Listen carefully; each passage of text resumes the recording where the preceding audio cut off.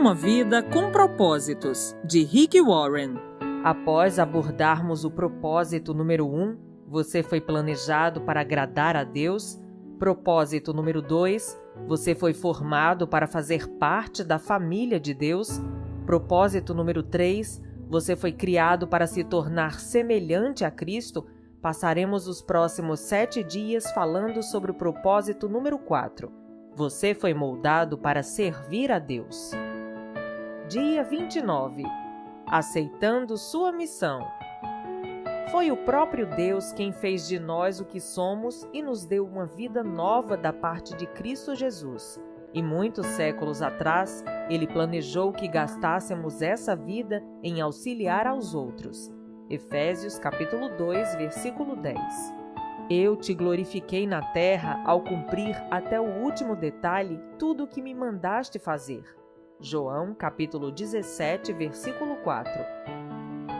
Você foi posto no mundo para fazer uma contribuição. Você não foi criado apenas para consumir recursos, comer, respirar e ocupar espaço. Deus o criou para que sua vida fizesse diferença. Apesar de muitos livros de sucesso oferecerem conselhos sobre como extrair o máximo da vida, não foi para isso que Deus fez você. Você foi criado para acrescentar alguma coisa à vida neste mundo, não apenas para usufruir. Deus quer que você retribua com algo. Esse é o quarto propósito de Deus para a sua vida, denominado ministério ou serviço. A Bíblia fornece os detalhes. Você foi criado para servir a Deus. A Bíblia diz: Ele nos criou para que fizéssemos as boas obras que Ele já havia preparado para nós. Efésios capítulo 2, versículo 10. Essas boas obras são o seu serviço. Sempre que você serve alguém de alguma forma, está na verdade servindo a Deus e cumprindo um de seus propósitos. Nos 2 próximos capítulos, você verá como Deus cuidadosamente o formou para esse propósito. O que Deus disse a Jeremias vale para você também. Antes de o formar no útero de sua mãe, eu o escolhi. Antes que você nascesse, eu o separei para uma obra especial.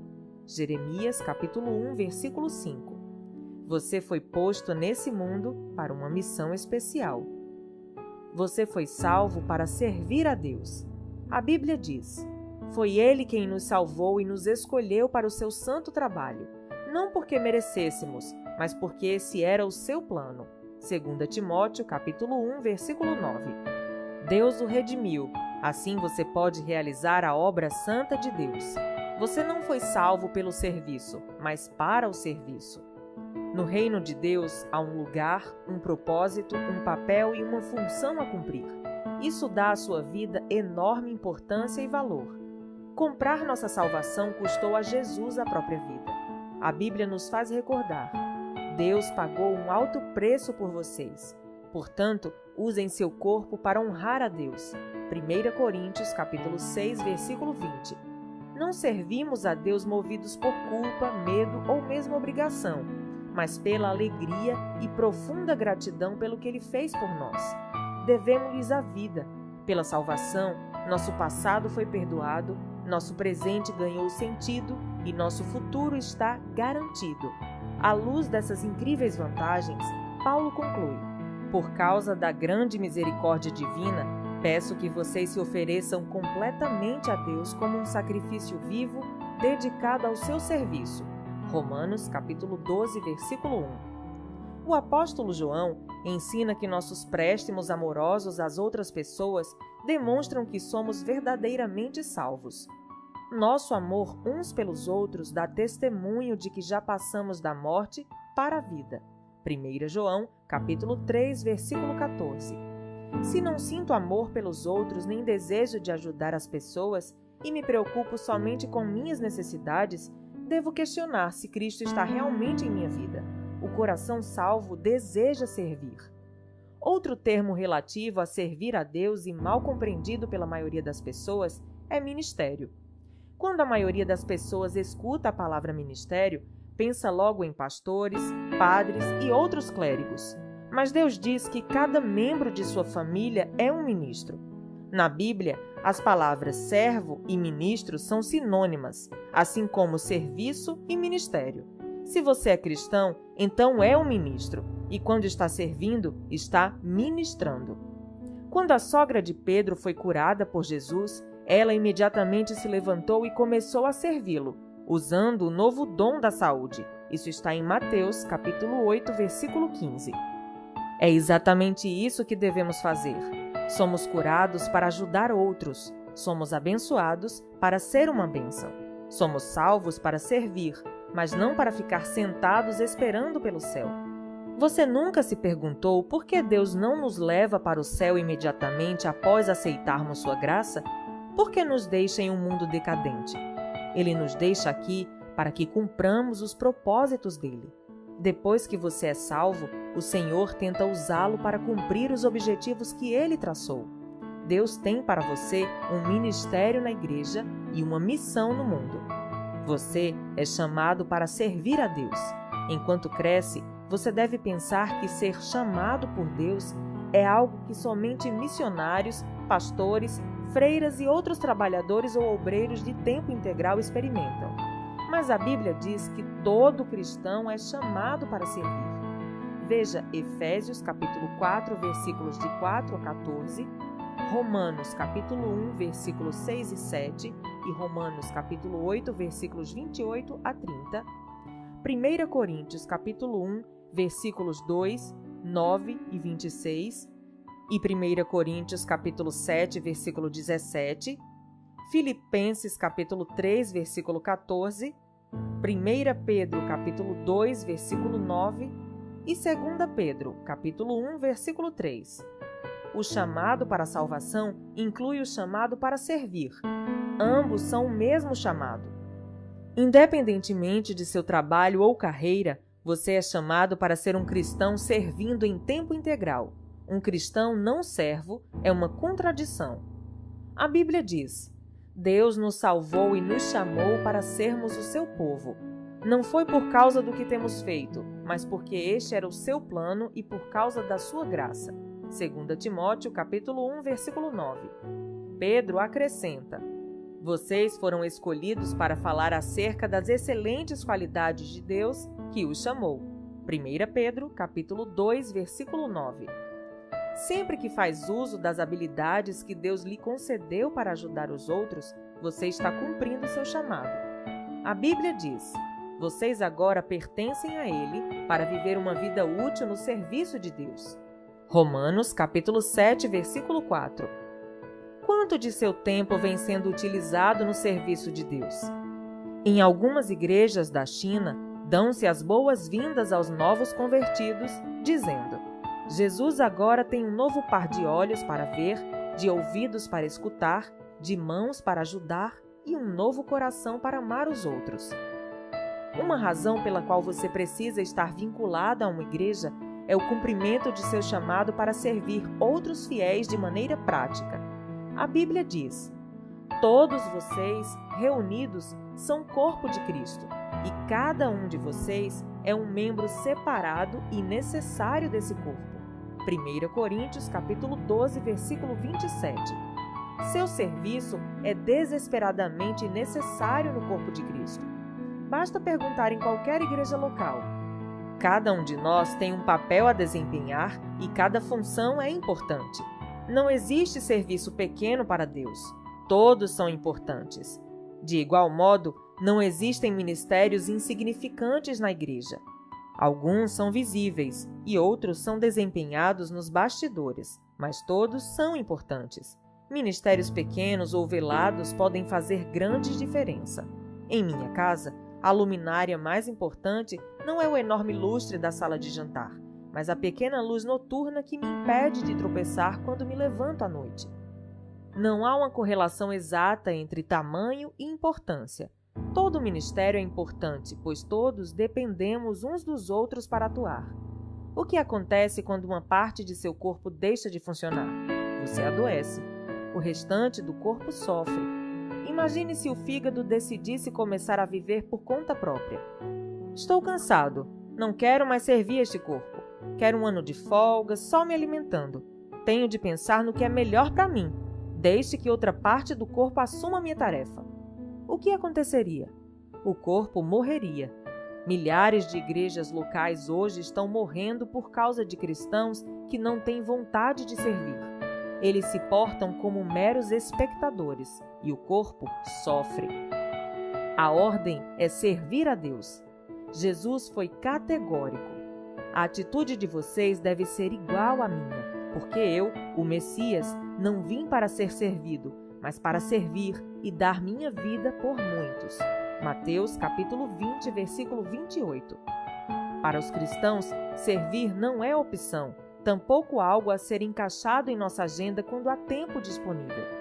Servir é a essência da vida cristã. Jesus veio para servir e para dar. Esses dois verbos também devem orientar nossa vida.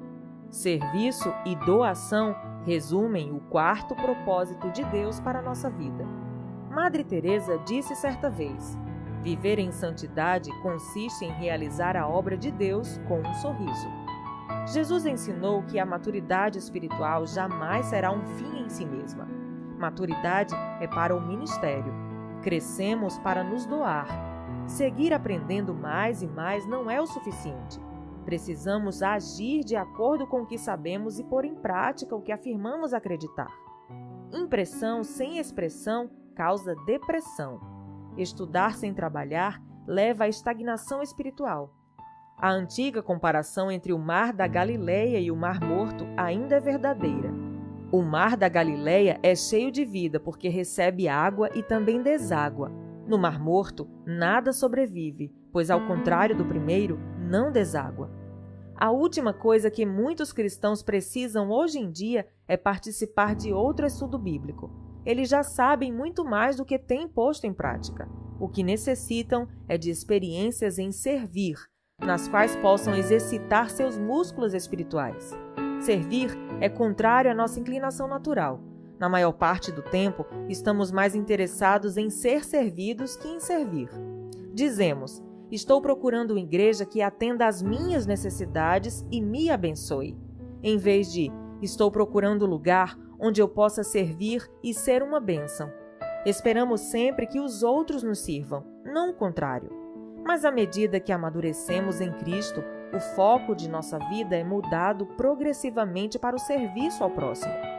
Um seguidor maduro de Jesus deixa de perguntar: quem irá prover minhas necessidades? E começa a perguntar: de quem irei suprir as necessidades? Você alguma vez já fez essa pergunta? Preparando-se para a eternidade. Terminada sua vida aqui, você comparecerá diante de Deus e Ele avaliará como você serviu os outros com sua vida. A Bíblia diz: cada um de nós prestará contas pessoalmente a Deus. Romanos, capítulo 14, versículo 12. Pense nas implicações disso. Um dia, Deus vai comparar o tempo e a energia que gastamos com nós mesmos em relação ao que utilizamos para servir outros. Neste momento, todas as desculpas para o egoísmo soarão vazias. Eu estava muito ocupado, ou eu tinha objetivos próprios, ou eu estava preocupado em trabalhar, me divertir e em preparar minha aposentadoria. A todas essas desculpas, Deus responderá: sinto muito. Resposta errada. Eu criei, salvei, chamei e comissionei para que você vivesse servindo. Qual parte você não entendeu? A Bíblia alerta os que não creem. Ele derramará sua ira e o seu castigo sobre os que vivem para si mesmos. Romanos, capítulo 2, versículo 8.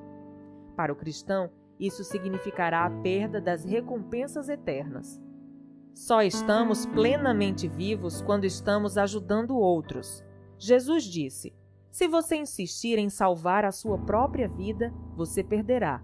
Somente aqueles que põem de lado a sua vida por minha causa e por causa da boa nova é que saberão realmente o que significa viver. Marcos, capítulo 8, versículo 35. Ver também Mateus, capítulo 10, versículo 39, Lucas, capítulo 9, versículo 24 e Lucas, capítulo 17, versículo 33. Essa verdade é tão importante que é repetida 5 vezes nos evangelhos. Se você não está servindo, está apenas existindo, porque a vida foi feita para o ministério. Deus quer que você aprenda a amar e servir as pessoas de forma altruísta. Serviço e importância. Você dará a vida por algo. O que será? Uma carreira, um esporte, um passatempo, fama, riquezas? Nenhuma dessas coisas terá relevância eterna. Servir é o caminho para quem quiser ser importante. É por meio do ministério que descobrimos o sentido da vida. A Bíblia diz: cada um de nós encontra significado e função como parte desse corpo. Romanos capítulo 12, versículo 5. Quando servimos juntos na família de Deus, a vida assume uma importância eterna. Paulo diz: quero que vocês pensem como tudo isso torna vocês mais importantes, não menos, por causa daquilo de que vocês são parte. 1 Coríntios capítulo 12, versículo 14 e 19. Deus quer usá-lo para que faça diferença no mundo dele. Ele quer atuar por seu intermédio. O que importa não é a duração de sua vida, mas a contribuição que você ofereceu. Não quanto viveu, mas como viveu. Se você não está envolvido em algum serviço ou ministério, que desculpa tem dado? Abraão era velho, Jacó era inseguro, Lia não tinha atrativos, José foi maltratado, Moisés gaguejava, Gideão era pobre, Sansão era codependente, Raabe era imoral, Davi teve um amante e todo tipo de problemas familiares. Elias tinha tendências suicidas, Jeremias era depressivo, Jonas era relutante, Noemi era viúva, João Batista era, no mínimo, excêntrico, Pedro era impulsivo e temperamental. Marta se preocupava demais, a samaritana teve vários casamentos fracassados, Zaqueu era indesejado, Tomé tinha dúvidas, Paulo tinha saúde fraca e Timóteo era tímido. Aí está uma boa variedade de pessoas desajustadas, mas Deus usou cada uma delas em sua obra. Ele também o usará, se você parar de apresentar desculpas. Dia 29. Pensando sobre meu propósito de vida. Tema para reflexão: servir não é uma opção. Versículo para memorizar: porque somos criação de Deus realizada em Cristo Jesus para fazermos boas obras, as quais Deus preparou antes para nós as praticarmos. Efésios capítulo 2, versículo 10. Pergunta para meditar: o que está me impedindo de aceitar o chamado de Deus para servi-lo? Até o próximo áudio.